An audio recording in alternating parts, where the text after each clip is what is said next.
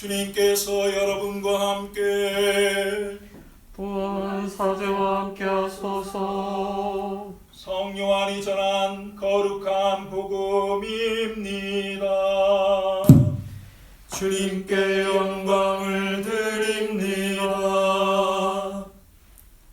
예수께서 사마리아 지방의 시카르라는 동네에 이르셨다.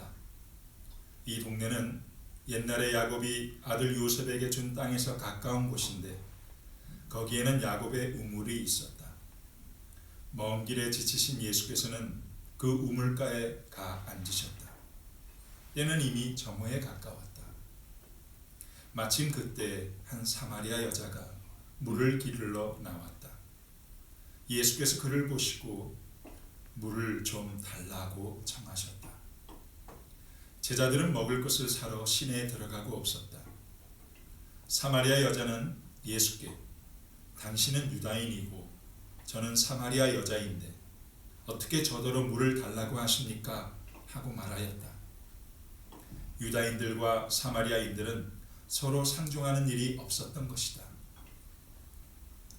예수께서는 그 여자에게 하나님께서 주시는 선물이 무엇인지 또 너에게 물을 청하는 내가 누구인지 알았더라면 오히려 너가 나에게 청했을 것이다. 그러면 내가 너에게 샘솟는 물을 주었을 것이다 하고 대답하시자 그 여자는 선생님, 우물이 이렇게 깊은 데다 선생님께서는 두레박도 없으시면서 어디서 그 샘솟는 물을 떠다 주시겠다는 말씀입니까? 이 우물물은 우리 조상 야곱이 마셨고 그 가족 자손들과 가축까지도 마셨습니다. 선생님께서는 이러한 우물을 우리에게 주신 야곱보다 더 훌륭하시다는 말씀입니까? 하고 물었다. 예수께서는 이 우물물을 마시는 사람은 다시 목마르겠지만 내가 주는 물을 마시는 사람은 영원히 목마르지 않을 것이다. 내가 주는 물은 그 사람 속에서 샘물처럼 솟아올라 영원히 살게 될 것이다 하셨다. 이 말씀을 듣고 그 여자는 선생님, 그 물을 저에게 좀 주십시오. 그러면 다시는 목마르지도 않고 물을 기르러 여기까지 나오지 않아도 되겠습니다 하고 청하였다. 예수께서 그 여자에게 가서 남편을 불러오라고 하셨다. 그 여자가 남편이 없다고 대답하자 예수께서는 남편이 없다는 말은 숨김없는 말이다. 너에게는 남편이 5이나 있었고 지금 함께 살고 있는 남자도 사실은 내 남편이 아니니 너는 바른 대로 말하였다 하고 말씀하셨다. 그랬더니 그 여자는 과연 선생님은 예언자이십니다. 그런데 우리 조상은 저 산에서 하나님께 예배드렸는데 선생님네들은 예배드릴 곳이 예루살렘에 있다고 합니다 하고 말하였다. 예수께서는 이렇게 말씀하셨다. 내 말을 믿어라. 사람들이 아버지께 예배를 드릴 때 이 산이다 또는 예루살렘이다 하고 굳이 장소를 가리지 않아도 될 때가 올 것이다. 너희는 무엇인지도 모르고 예배하지만 우리는 우리가 예배드리는 분을 잘 알고 있다. 구원은 유다인에게서 오기 때문이다. 그러나 진실하게 예배하는 사람들이 영적으로 참되게 아버지께 예배드릴 때가 올 터인데 바로 지금이 그때이다. 아버지께서는 이렇게 예배하는 사람들을 찾고 계신다. 하나님은 영적인 분이시다. 그러므로 예배하는 사람들은 영적으로 참되게 하나님께 예배드려야 한다. 그 여자가 저는 그리스도라 하는 메시아가 오실 것을 알고 있습니다. 그분이 오시면 저희에게 모든 것을 다 알려주시겠지요 하자 예수께서는 너와 말하고 있는 내가 바로 그 사람이다 하고 말씀하셨다. 그때 예수의 제자들이 돌아와 예수께서 여자와 이야기하는 것을 보고 놀랐다. 그러나 예수께서 그 여자에게 무엇을 청하셨는지 또 그 여자와 무슨 이야기를 나누셨는지 물어보는 사람은 없었다. 그 여자는 물동이를 버려두고 동네에 돌아가 사람들에게 나의 지난 일을 다 알아맞힌 사람이 있습니다. 가서 같이 봅시다. 그분이 그리스도인지도 모르겠습니다 하고 알렸다. 그 말을 듣고 그들은 동네에서 나와 예수께 모여들었다. 주님의 복음입니다. 그리스도를 찬미합니다. 예, 어떻게 유튜브로 중계되는 예배 실황을 잘 보고 계신지요? 참 낯선 풍경이고 또 참 마음이 여러 가지로 헛헛하기도 합니다. 벌써 사순 3주일이 되었는데도 코로나 사태는 뭐 우리나라는 조금 진정되는 것 같은 상황이지만 전 세계적으로 워낙 비상 사태이기 때문에 저희 성공회는 계속 이렇게 성당에서 모이는 예배를 폐하고 가정에서 유튜브나 혹 가족들과 제가 보내드린 가족 예배문을 통해서 하나님을 예배하도록 하고 있습니다. 잘 보이시고 잘 들리시죠? 예, 반갑습니다. 오늘은 이쪽 하나 한 대만 있어서 하여튼 우리 윤지상 교우님하고 노윤선 엘리자벳 교우님이 지난 금요일 목요일인가요? 이렇게 저녁에 오후 늦게 오셔서 다 이렇게 좀 리허설 해보고 준비를 하셔서 또 이렇게 준비해 주셔서 감사를 드립니다. 우리 성공회는 주교제 교회라고 합니다. 제가 이 분당교회 관할 사제로 있지만 주교님의 위임을 받아서 주교님을 대리하여 사목을 하고 있는 것이죠. 지난 12일 목요일에 서울교구 이경호 베드로 주교님이 코로나19 감염 사태에 관하여 사목서신을 발표했습니다. 그래서 오늘 설교 전에 먼저 사목서신을 부분 발췌하여 읽어드리도록 하겠습니다. 서울교회 모든 교우들께 삼위일체 하나님의 은총과 능력이 함께 하시길 기원합니다. 우리는 사순절기임에도 온전히 사순절의 마음을 모을 수 없는 당혹스러운 상황을 지나고 있습니다. 코로나19 감염증 확산이 심각해서 서울교구는 사순 첫날 제수요일 예식부터 이어지는 4주 동안 주일 성찬제를 비롯한 모든 전례와 단체 활동을 중지했습니다. 본래 전례와 성사의 교회인 성공회는 신자들이 직접 몸으로 참여하는 예배와 교육과 친교를 중요시합니다. 그럼에도 교회 공동체와 사회 건강과 안녕을 위해서 여럿이 모여서 하는 사목 활동을 멈춘 것입니다. 주님과 교회를 사랑하고 교우들과의 친교 상통하며 살아가는 우리 모두의 안타까움은 아쉬움을 넘어 아프기만 합니다. 코로나19 확산으로 우리 사회 전반의 불안과 공포가 종종 도를 지나 혐오와 비난으로 번지기도 하고 경제는 불안과 침체를 맞게 되었습니다. 세상 속에서 일상을 살고 교회로 모여 예배드리며 다시 세상으로 흩어져 선교하는 우리 그리스도인 삶 역시 큰 위기입니다. 교우들의 참여가 불가능해지면서 봉헌이 적어 재정이 어려워졌고 선교의 동력이 약해졌기에 교회도 큰 어려움을 겪고 있습니다.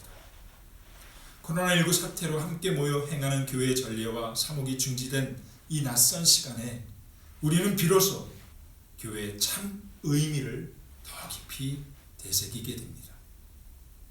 사랑하는 교우 여러분, 교회의 영과 직분을 맡은 사역자 여러분, 이번 기회를 통해 성공의 신앙생활은 습관적인 일상을 넘어서는 일임을 확인하고 도약해 보기를 바랍니다. 하나님께 봉헌된 주님의 자녀로서 세상의 어둠을 밝히고 세상의 부패를 방지하며 삶의 기쁨을 회복하는 일에 교회 공동체가 선교를 펼치는 길임을 명심합시다. 코로나19로 어려운 지금 주님의 은총 안에서 오늘 어려움을 새로운 출발과 도약의 기회로 삼기 위해 교우 여러분이 다시 기도와 정성을 모아주셔야 할 때입니다. 하여 교우 여러분께 몇 가지 당부 말씀을 드립니다. 첫째, 교회와 세상을 위하여 기도해 주십시오. 코로나19 감염증 사태는 자연과 인간이 그리고 인간과 인간이 하나님의 은총 안에서 서로를 존중하고 배려해야 할 존재들임을 깨닫게 합니다. 자신을 바쳐서 방역과 치료에 헌신하는 이들과 관계 당국을 위하여 기도해 주십시오. 환자와 주변 분들, 감염증으로 돌아가신 이들을 위해서도 기도해 주십시오. 하루빨리 세계가 코로나19 바이러스를 극복할 수 있도록 기도합시다. 두 번째, 교회 공동체를 위하여 여러 가지 방법으로 헌금해 주십시오. 교회 헌금은 참갑이나 회비가 아닙니다. 우리 자신을 봉헌하여 이룬 교회 공동체를 지키는 일이며 우리의 믿음과 사랑과 희망을 하나님께 드리며 우리가 그분의 자녀임을 확인하는 일입니다. 전례 가운데 드리는 헌금이 봉헌의 전부가 아니죠. 전례를 드린 우리 자신이, 우리의 모든 것이, 우리 인생이 하나님께 바쳐진 것임을 확인하는 일이 봉헌 생활입니다. 셋째, 교우들 간의 친교와 상통을 위해서도 힘써 주십시오.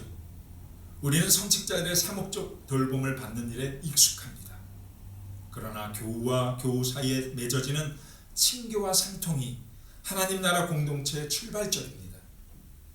교우님들이 알고 있는 지체들에게 전화와 문자로 안부를 묻고 주님 안에서 격려와 위로를 나누어 주십시오.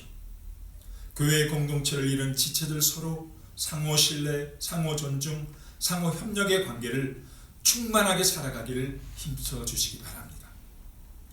넷째, 불안과 공포, 혐오와 소란을 피하여 깊은 피정의 기회로 삼아 주십시오. 자기 진영의 이익을 챙기고자 편을 가르고 비방하는 일은 절대 신앙인들이 삼가해야 하는 일입니다. 신앙생활은 하나님 안에서 온전히 나를 찾아가는 여정이며 하나님께 나를 맡기고 하나님의 사람으로 감사와 기쁨과 보람을 누리는 일입니다. 교회와 사제가 안내하는 말씀과 전례를 따라서 차분히 신앙을 성숙시켜 나가길 바랍니다. 주님만을 바라보고 주님께만 의지하며 기도하시기 바랍니다. 다섯 번째, 우리보다 더 어려운 이들을 돌아보고 돕기를 바랍니다. 이것이야말로 하나님의 은총을 누리며 하나님의 선교에 동참하는 최고의 길입니다. 이번 사태로 이중삼중의 어려움을 겪는 장애인들, 독거노인들, 소년소녀 가장들, 노숙자들, 요양 환자들, 이주민들, 영세 자영업자들을 위해서 기도해 주십시오. 우리 가운데 가장 작은 이들을 위하여 작은 힘이라도 보탤 수 있으면 주님께 사랑을 베푼 이들로 칭찬을 받게 될 것입니다. 감사한 것은 우리 분당교회는 여러분의 특별 봉헌과 또 긴급 구제 재정으로 대구에서 특별히 어려운 이웃들을 돌보는 일을 열심히 하고 있는 곳으로 150만 원을 프로잉했습니다. 또 우리 유미경 엘리자벳 교우님이나 삼녀 모임 또 올해 몇 분이 이주 노동자들에게 나눠줄 면 마스크를 제작 중에 있습니다. 참으로 감사를 드립니다. 그리스도의 몸인 성공회를 이룬 신자로서 선교적 사회적 책임을 자각하고 실천하는 교우 여러분께 하나님의 축복이 가득하기를 기원합니다. 아멘. 이경호 베드로 주교 대도. 이제 오늘 성경 말씀을 중심으로 하나님 말씀을 나누도록 하겠습니다. 성부와 성자와 성령의 이름으로 말씀드립니다. 지난주일 복음은 요한복음 3장이었습니다. 그리고 등장인물은 니고데모였죠. 그리고 오늘은 이제 4장입니다. 니고데모는 유대인이었고 바리사이파 사람이었고 지도자 중에 한 사람이었습니다. 그런데 오늘 요한복음 4장에는 이름도 없는 사마리아 여인이 등장합니다. 이 사마리아인은 유다인들의 경멸하는 사람들이었죠. 본문에 남편이 5이나 있었다는 말은 이 남자 저 남자와 몸을 섞은 불결한 여자라는 의미로 사마리아인의 정체성을 드러내는 표현입니다. 남편 5은 역사적으로 보면 사마리아를 다스렸던 5 강대국 아시리아, 바벨론, 페르시아, 헬라, 로마를 의미하기도 합니다. 유다인들의 눈으로 볼 때 사마리아인들은 천하고 불결하며 지혜가 없는 사람들입니다. 본문의 사마리아 여자가 곧 사마리아인을 대표하는 것이기도 하죠. 그런데 이 사마리아 여자가 예수님과 대화하는 중에 예수님이 그리스도라는 것을 알게 됩니다. 처음에는 예언자라고 고백하더니 그 다음에 29절에 보니까 그리스도라고 고백을 하죠. 그리고 마침내 예수의 증인이 됩니다. 사마리아 여자로 인해 그 마을의 복음이 전해지죠. 사람들이 예수님을 믿게 되는 구원의 열매가 맺어졌습니다. 읽진 않았지만 요한복음 4장 39절 42절에 보면 그 동네에 사는 많은 사마리아 사람들은 그 여자가 자기의 지난 일을 예수께서 다 알아맞히셨다고 한 증언을 듣고 예수를 믿게 되었다. 예수께서는 그들이 찾아와 자기들과 함께 묵기를 간청함으로 거기에서 이틀 동안 묵으셨는데 더 많은 사람들이 예수의 말씀을 듣고 믿게 되었다. 그리고 그 여자에게 우리는 당신의 말만 듣고 믿었지만 이제는 직접 그분의 말씀을 듣고 그분이야말로 참으로 구세주라는 것을 알게 되었소 하고 말하였다. 반면에 예수님을 만났음에도 예수님이 누구신지를 알지 못한 니고데모는 당시 유다인들의 영적인 상황을 대변해주고 있는 것이죠. 요한은 니고데모, 사마리아 여자 이야기를 3장과 4장으로 이어서 배치하면서 사마리아인들조차도 예수를 믿고 하나님께 돌아오는데 여전히 예수님을 믿지 않는 유다인들을 대조하면서 하나님의 안타까운 마음을 드러내고 있는 것입니다. 물론 이제 나중에 가보면 이 니고데모가 예수님이 십자가에서 죽으신 성금요일에 아리마티아 요셉과 함께 예수님의 장례를 치러주는 인물로 다시 등장합니다. 하지만 이때까지 니고데모는 자신이 예수님을 믿는 사람이라는 것을 드러내지 않았습니다. 교회 안에 보면 이 니고데모와 같은 신자들이 많은 것 같습니다. 평상시 세상 사람들과 살아가는 모습이 전혀 다르지 않은 것이죠. 뭐 술과 담배를 안 하는 차원이 아니라 하나님의 공평과 정의를 행하는 하나님 나라 백성다운 삶의 모습이 없어서 오랫동안 같이 지내온 주위의 사람들조차 그 사람이 그리스도인이었다라는 것을 알아채지 못하는 사람들이 많은 것이죠. 이들은 자기에게 어떤 불이익이 올까봐 또는 그리스도인이라는 자부심이 없고 창피하여서 자신이 그리스도인임을 숨기고 있는 것입니다. 이것을 니고데모 증후군이라고 말합니다. 물론 내가 예수쟁이야 라고 말로 떠버릴 필요는 없습니다. 그저 믿음으로 일상을 살아가다 보면 그리스도인임이 드러나게 되죠. 여러분 어제까지 사순절 성서 통독으로 사도행전 14장까지 읽었는데 어떻게 성서 통독 잘하고 계시죠? 우리가 사순절 동안 신약을 통독하자. 그래서 어제까지가 사도행전 14장까지였어요. 근데 사도행전 11장 26절에 보면 안티오키아 사람들이 처음으로 그리스도인이라고 불리게 되죠. 그들이 살아가는 모습이 세상 사람들과 전혀 달랐기 때문입니다. 여러분은 어떠신지요? 하나님은 여러분이 사마리아 여자처럼 예수님에 대한 믿음을 말과 행실로 드러내는 그리하여 주인의 삶을 살아가는 그리스도인이 되기를 원하십니다. 아멘.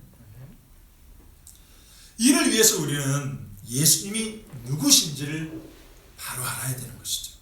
하여 이 시간 지난 주일과 이번 주일 복음에서 주님이 하신 말씀을 깊이 새겨봅니다. 지난 주일 예수님께서 니고데모에게 뭐라고 하셨죠?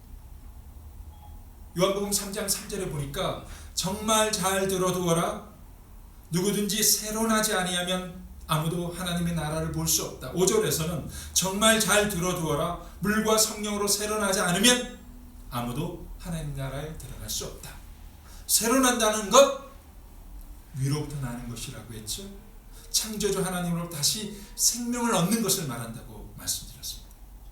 하나님 나라를 들어가고 보는 것, 하나님 나라를 누리는 삶을 말하는 것인데 요한은 이것을 영원한 생명이라고 표현합니다. 이 영원한 생명을 얻는 길 거듭 강조하지만 예수님을 믿는 것이죠.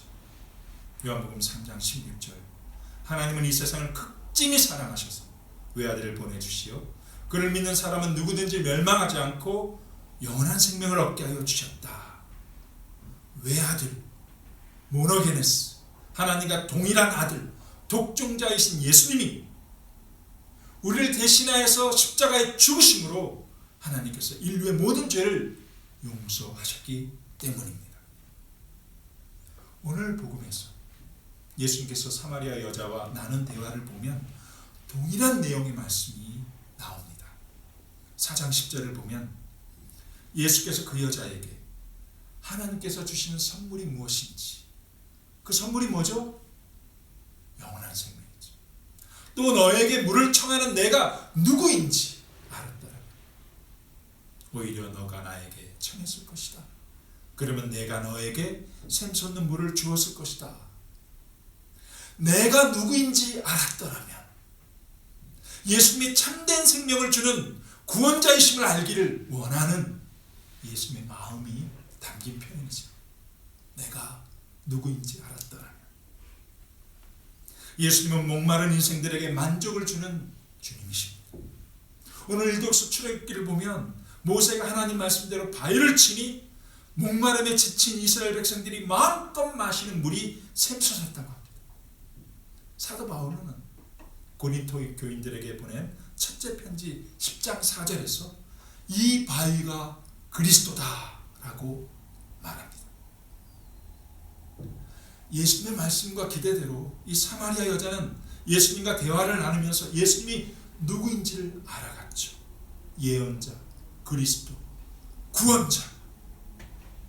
여인처럼 여러분도 예수님을 바로 아는 믿음이, 그 깨달음이 있기를 주님의 이름으로 축원합니다.